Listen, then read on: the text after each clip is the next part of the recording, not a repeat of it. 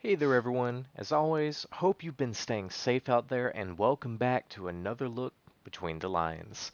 Today, just wanted to talk about what's going on in the news, which as you know is still the ongoing election battle, Biden's picks for who's going to fill what positions of his cabinet, SpaceX en route to the ISS and set to dock soon, all while the COVID virus is still rampaging throughout our country. So, let's get into it. As the day to our next president, Joe Biden's inauguration, grows ever closer, Donald Trump and his administration is not backing down, and GOP senators are refusing to call him out or to stand against him.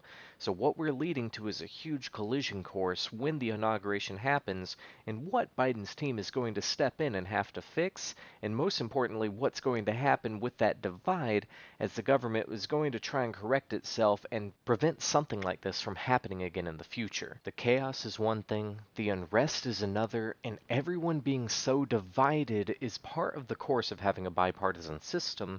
However, the biggest issue is that people are losing trust in our electoral process.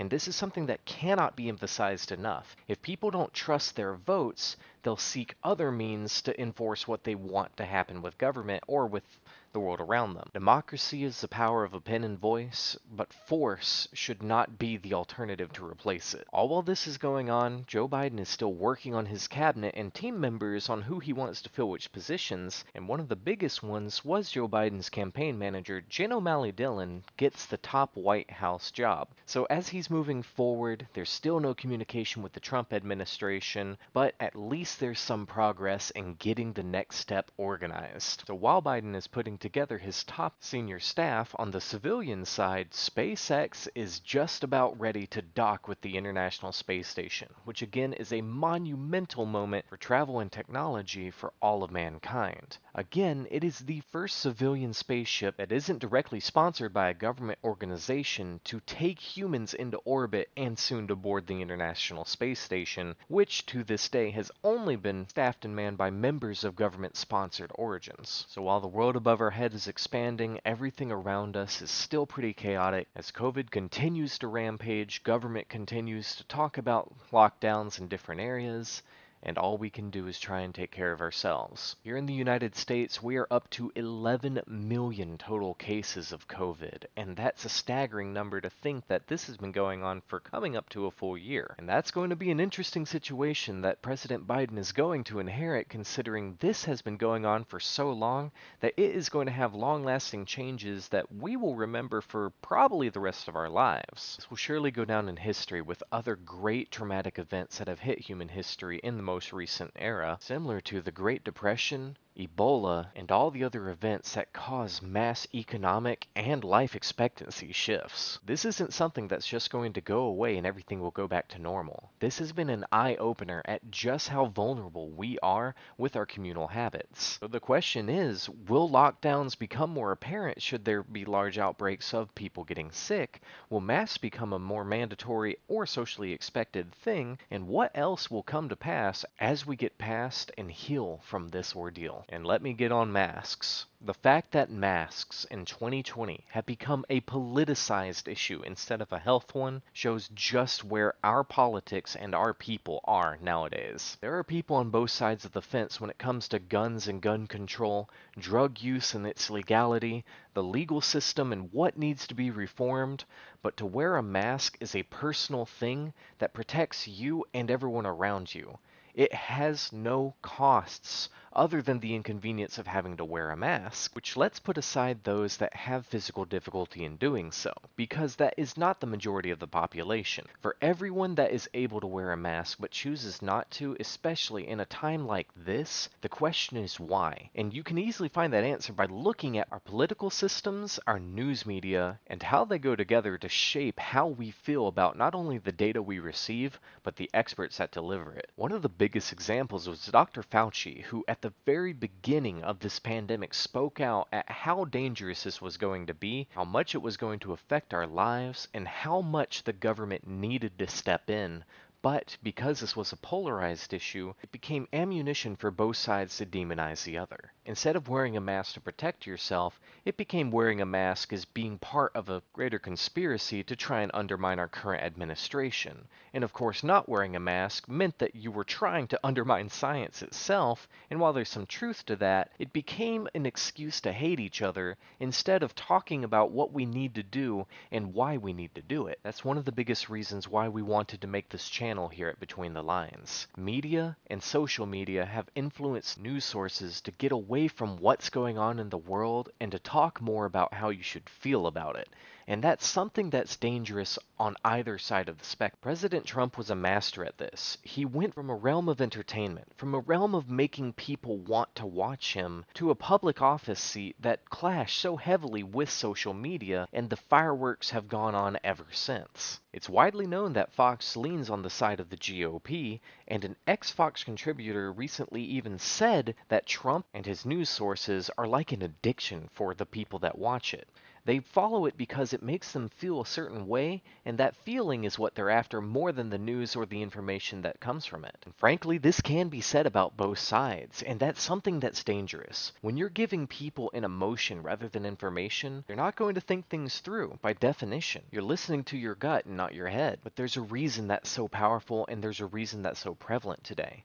If you can sway the hearts of the people, if you can sway their emotions, they won't think about what's really going on.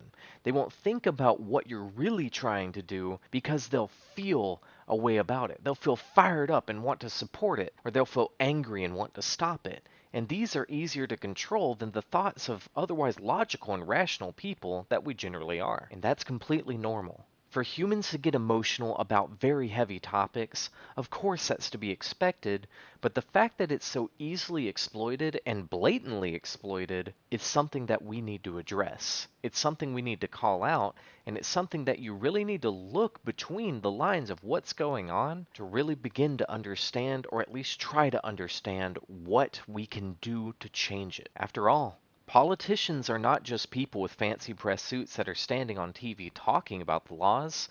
They are the ones changing it. They are the ones writing where your tax dollars go and how much of it goes to where they choose. And on a scarier note, and why this has become something so widely debated, so openly protested, are the people and the directives of those people that are chosen to enforce those rules. Let's put the gun debate aside about the Second Amendment. The one thing that a government has that the civilians do not is a military, and the right to use it if you disobey them. And while that's not something to directly be afraid of, because that has been as old as time itself, from the very first human civilization, we need to look at how it is used, because that is the difference between freedom and fascism.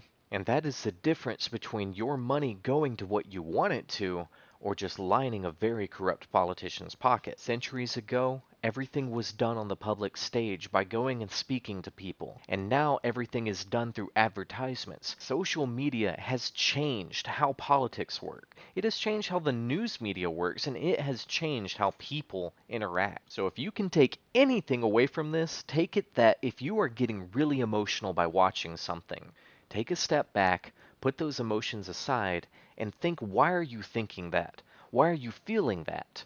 Are you feeling that because it's something that matters to you, or is that something that others want to have that illicit reaction out of you? And yes, sometimes it is completely justified to get emotional. It is completely justified to get angry, but the important thing is to realize why. And never be afraid to ask that to yourself. Regardless who's president, regardless who fills all the House seats or the Senate, it starts with the people, because the government is powerless without the support of the people. Never forget that your military, your police, your firefighters, they are all people.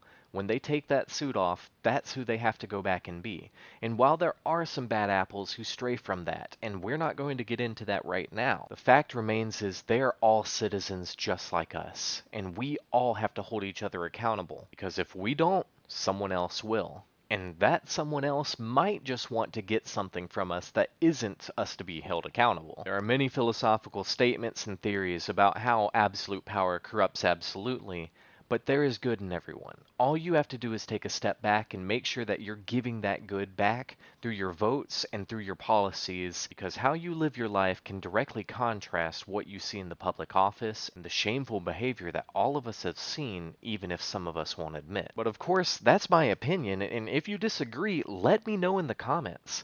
Please tell us what you think, leave a comment, we'd love to talk with you all, and of course, thank you for watching. If you haven't done so already, please hit that like button, subscribe if you haven't already so you can see when we come out with a new video, and stay safe out there everyone, and join us next time for another look between the lines. Take care.